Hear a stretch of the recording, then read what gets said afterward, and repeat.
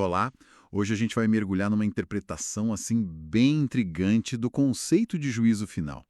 Sim, uma que desafia bastante, né? Exato. A nossa conversa vai girar em torno de uns trechos do livro O Julgamento de 70 DC, do José Marcos Nascimento. Um material que levanta uma questão central bem provocadora, eu diria. Pois é. A ideia é: e se aquele grande julgamento divino, que a gente geralmente pensa como algo lá no futuro, e se ele já tiver acontecido? Tipo, há quase 2000 anos. Vamos dar uma olhada nisso? Olha, é uma abordagem que bate de frente com a visão mais, digamos, popular, né? De um evento único lá no fim dos tempos. Com certeza. A tese que essa fonte traz é que o processo de julgamento, na verdade, não era algo para se esperar. Era uma dinâmica que já estava acontecendo durante o próprio ministério de Jesus. Como assim? A fonte argumenta que a presença dele, as palavras dele, ali na Judéia do primeiro século, isso já deu início ao processo todo. Entendeu? Entendi. Então quer dizer que os ensinos, as parábolas, até as discussões mais ríspidas de Jesus não eram só lições, mas uma forma de expor os erros daquela geração específica. Tipo um tribunal já funcionando ali. Exatamente essa leitura que a fonte propõe. As palavras, as ações dele, tudo isso serviria como a apresentação das provas, sabe?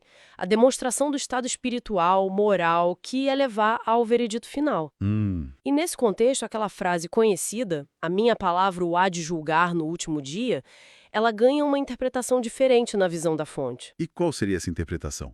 Como é que a fonte lê essa frase especificamente? Bom, a fonte defende que último dia ali não seria o fim do mundo, como a gente imagina. Seria o último dia daquela era, daquele sistema judaico que girava em torno do templo. Ah, interessante. E a palavra de Jesus seria o critério para a sentença. A sentença que seria executada justamente nesse último dia, que a fonte identifica como que o clímax da destruição de Jerusalém em 70 depois de Cristo. Nossa. Ou seja, o julgamento como processo aconteceu durante o ministério. O ano 70 depois de Cristo seria a execução da sentença, não o início do julgamento. Caramba, isso dá um peso teológico gigantesco para o evento histórico da queda de Jerusalém, né? Sem dúvida. Deixa de ser só uma tragédia militar, um castigo isolado, para se tornar, nessa leitura, a manifestação física visível da sentença divina naquele processo específico. Exato. E para deixar essa ideia mais clara, a fonte usa até uma analogia jurídica bem detalhada. Como seria essa analogia? De Jesus durante o ministério é como o juiz que está apresentando a acusação, expondo os fatos contra a liderança, contra a geração da época. Ok, Aí a morte e a ascensão dele seriam como o juiz se retirando para deliberar, para pensar sobre o caso apresentado. faz sentido. E tem um ponto que a fonte destaca muito nessa analogia, que é o que acontece depois da ressurreição, certo? A questão dele não aparecer mais publicamente para os que não creram. Precisamente. Isso é crucial na argumentação da fonte. Depois de ressuscitar, Jesus interage basicamente com os discípulos. Só com eles. Isso, na analogia, é como se o juiz estivesse discutindo o caso com o júri, os discípulos, que aceitaram a acusação, enquanto o réu, que seria a liderança incrédula, não tem mais contato direto. A ascensão seria a retirada final do juiz antes de dar o veredito. Entendi. Então, seguindo a analogia, o retorno para dar a sentença seria: Seria o evento de 70 DC. A destruição de Jerusalém é interpretada ali como o momento em que o juiz volta para dar a sentença final irrevogável sobre aquela geração específica. Aquela que rejeitou a acusação feita durante o ministério é a conclusão daquele processo judicial divino específico. Então, resumindo a visão da fonte, a destruição de Jerusalém não é um sinal de um julgamento futuro ainda maior, mas sim a consumação daquele julgamento iniciado por Jesus, focado naquela aliança, naquela era.